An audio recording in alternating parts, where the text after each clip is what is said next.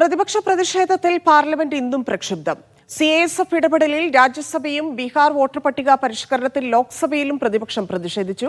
സഭയിലെ CASF ഉദ്യോഗസ്ഥരുടെ ഇടപെടൽ ഞെട്ടിച്ചുവെന്ന് രാജ്യസഭാ പ്രതിപക്ഷ നേതാവ് മല്ലികാർജ്ജുൻ ഖാർഗെ പറഞ്ഞു.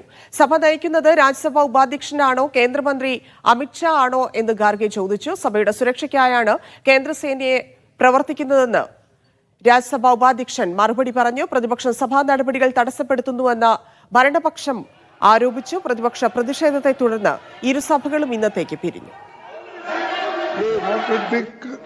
वे में ही हम प्रोटेस्ट कर रहे हैं और ये करते रहेंगे, ये हमारा राइट है।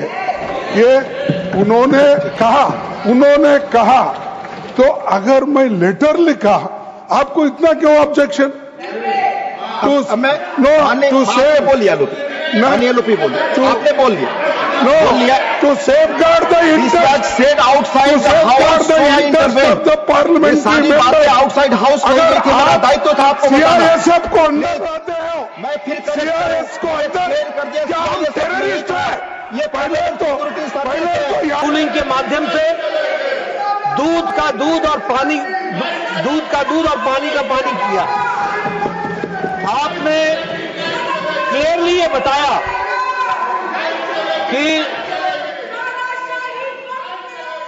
PR അരവിന്ദ് ചേരുന്നു. അരവിന്ദ്, എന്തൊക്കെയാണ് ഇരുസഭകളിലും സംഭവിച്ചത്?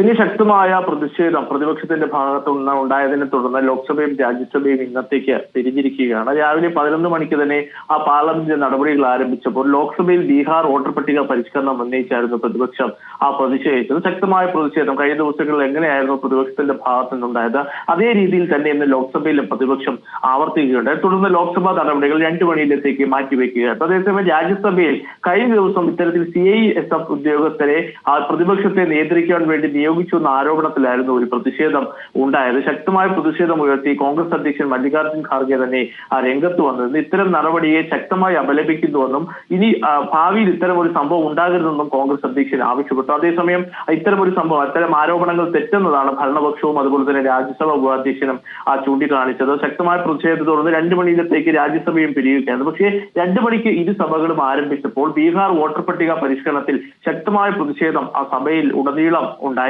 രാജ്യസഭയിലും ലോക്സഭയിലും ശക്തമായ മുദ്രാവാക്യം വിളികളുമായിരുന്നു പ്രതിപക്ഷവും എത്തിയത്. അതായത് വോട്ട് മോഷണം അവസാനിപ്പിക്കൂ എന്ന മുദ്രാവാക്യമാണ് പ്രധാനമായി പ്രതിപക്ഷം ഉയർത്തിയത്. പിന്നാലെ ലോക്സഭയിൽ പ്രതിഷേധങ്ങൾക്കിടയിൽ തന്നെ ഗോവ ST നിയമസഭാ മണ്ഡലങ്ങളുടെ പ്രാതിനിധ്യ പുനഃക്രമീകരണ ബില്ല് ലോക്സഭ പാസാക്കി. അതേസമയം പ്രതിഷേധത്തിനിടെ രാജ്യസഭയിൽ മണിപ്പൂരിലെ രാഷ്ട്രപതി ഭരണം നീട്ടുന്നതിനുള്ള പ്രമേയവും അംഗീകരിച്ചിട്ടുണ്ട്. പക്ഷേ ശക്തമായ പ്രതിഷേധത്തെ തുടർന്ന് സഭ നടപടികൾ മുന്നോട്ട് പോകാൻ പറ്റാത്തൊരു സാഹചര്യമാണ് നിലനിൽക്കുന്നത്. കഴിഞ്ഞ ദിവസം അടക്കം സ്പീക്കർ ഇത് ചൂണ്ടിക്കാണിച്ചിരുന്നു. കാരണം ഈ പാർലമെന്റ് സമ്മേളന വേളയിൽ ഒരു ബില്ല് പോലും പാസാക്കിയെടുക്കുവാൻ സാധിച്ചില്ല. പക്ഷേ പ്രതിപക്ഷം കൃത്യമായി അവരുടെ നിലപാടുകൾ വ്യക്തമാക്കുന്നുണ്ട്. ബീഹാർ വോട്ടർ പട്ടിക പരിഷ്കരണം ചർച്ച ചെയ്യണമെന്നതാണ് തങ്ങളുടെ ആവശ്യം.